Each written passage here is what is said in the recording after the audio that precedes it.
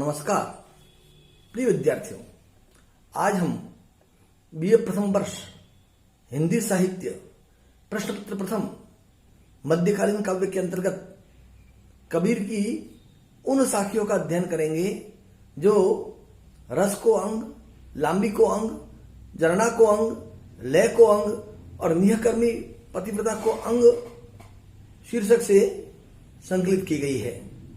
आइए हम इन साखियों का रसास्वादन करते हैं।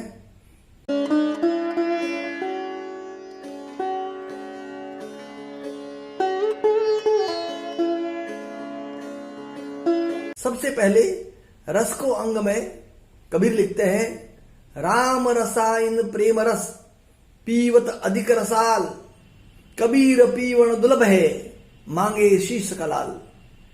कबीर का कहना है कि भक्ति का रस, राम के प्रेम का रस पीने में बहुत ही मधुर है, मीठा है, लेकिन इसकी प्राप्ति बहुत ही कठिन होती है।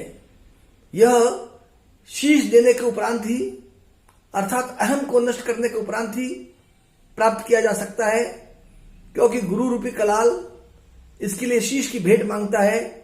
भाव यह है कि भक्ति का राम रस पीने में बहुत ही मधुर है और जीव को भवसागर से पार कर देता है, लेकिन इसकी प्राप्ति सरल नहीं है।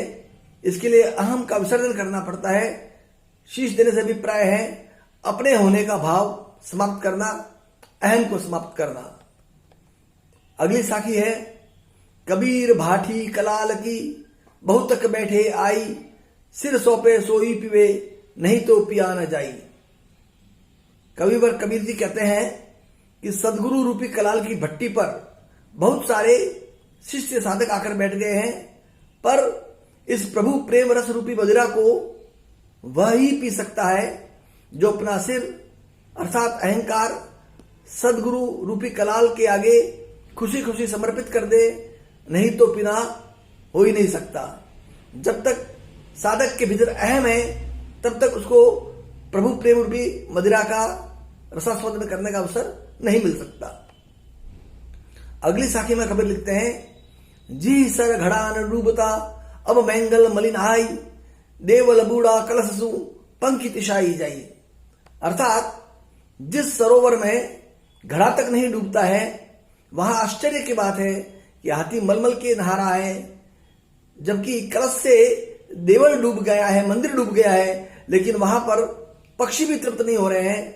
भाव यह है कि यह प्रभु प्रेम रस रूपी जल विषय वासना से पृथक जल है। शरीर रूपी पक्षी इस जल को नहीं पी सकता है क्योंकि यह विषय वासना से युक्त है। अगली साखी में कबीर लिखते हैं, सबे रसायन में किया हरिसा और न कोई, तिल एक घट में संचरे तो सब तन कंचन हुई। अर्थात सभी रसायनों का सेवन मैंने कर लिया, मगर हरि रस जैसी कोई और रसायन प्राप्त नहीं हुई। हरि रस जैसा रसायन मैं पा नहीं सका। यह हरि रस रसायन इतना अद्भुत है कि एक तिल के बराबर भी अगर शरीर में घट में पहुंच जाए तो सारा शरीर कंचन में बदल जाता है, वासनाओं का मैल नष्ट हो जाता है और जीवन अत्यंत निर्मल हो जाता है।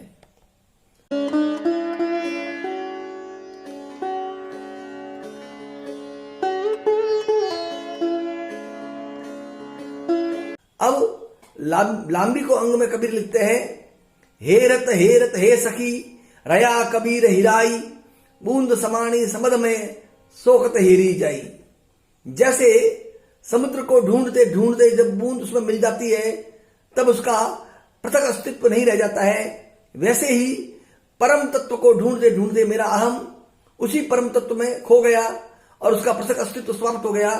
अर्थात ये जीव जो पहले नाम रूप को लेकर अहम बना हुआ था, अब उसने प्रभु की खोज में चलते चलते नाम रूप से पृथक होकर प्रभु से तादात्म्य प्राप्त कर लिया है।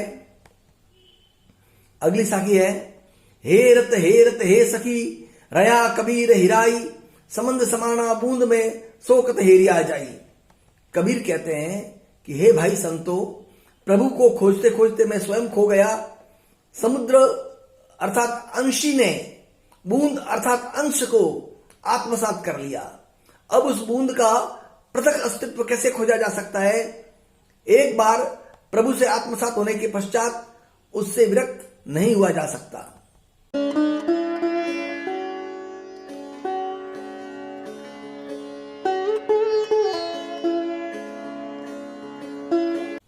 अब जनना को अंग के अंतर्गत साखियों में कबीर लिखते हैं, भारी कहो तो बहु डरो, हल्का कहूं तो झूठ, मैं का जानो राम को नैनु कबहु न द्विठ। यदि ईश्वर को भारी कहूं तो डर लगता है, और यदि सूक्ष्म कहूं तो यह असत्य है। मैं राम के बारे में वर्णन नहीं कर सकता हूं, क्योंकि मैंने राम को आंखों से देखा नहीं है। ईश्वर जहां वृहद रूप में संपूर्ण ब्रह्मांड है, वही सूक्ष्म रूप में पानी से और हवा से पतला है। भाव है कि ब्रह्म कण कण में है और ब्रह्म ही कण कण भी है। उल्लेखनीय है कि कबीर ने अनेक स्थानों पर ईश्वर के रूप को लेकर वर्णन किया है और बताया है कि वह महसूस करने योग्य है, उसे कोई भौतिक रूप में समझे तो उचित नहीं।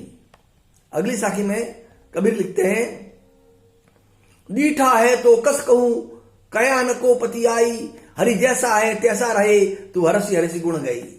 अर्थात उसे यदि देखा भी है तो उसका वर्णन कैसे करूं?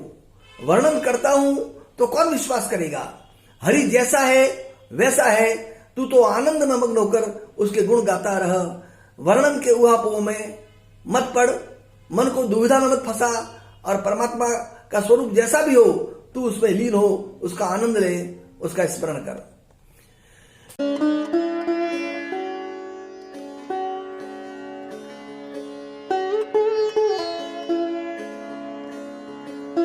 लय को अंग में कबीर लिखते हैं, सुरति ढीकुली ले जलियो, मन नित ढोलन हार, कवड़ कुआ में प्रेम रस पीवे बारंबार। अर्थात सहस्रार चक्र रूपी कमल कुआ प्रेम के रस से भरा पड़ा है। स्मृति की ढेकुली पानी भरने वाली लय की रस्सी से इस रस को अंदर से बाहर लाती हूं। अगली साखी है, गंग जमन उर अंतरे, सहज सुनी लियो घाट, तहा कबीरे मट रचिया, मुनिजन जो वे बाट। ईड़ा और पिंगला के मध्य सुषुम्ना के ऊपर ब्रह्म घाट है, शून्य शिखर है। कबीर ने इसी स्थान को अपना निवास बना लिया है। कबीर का कहना है कि इस स्थान को पाने के लिए मुनि, सिद्ध, साधक इंतजार करते रहते हैं, लेकिन उनको यह सौभाग्य प्राप्त नहीं होता है, जबकि मुझे यह सौभाग्य प्राप्त हो गया है।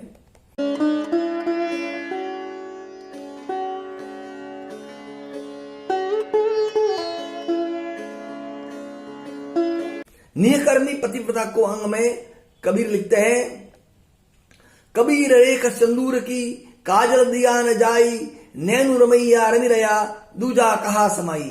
अर्थात कबीर कहते हैं कि जहां सिंदूर की रेखा है वहां काजल नहीं दिया जा सकता। जब नेत्रों में राम विराज रहे हैं तो वहां कोई अन्य कैसे निवास कर सकता है? इस साखी का दूसरा भाव यह भी है कि आंखों में काजल कैसे लगाया जा सकता है जबकि उसमें सिंदूर जैसी रेखा उभर आई हो। मेरा रमैया, मेरा राम नैनों में रम गया है, उससे अब किसी और को बसा लेने की ठौर नहीं। सिंदूर की रेख से आशय है विरह वेदना से रोते रोते आंखें लाल हो गई है।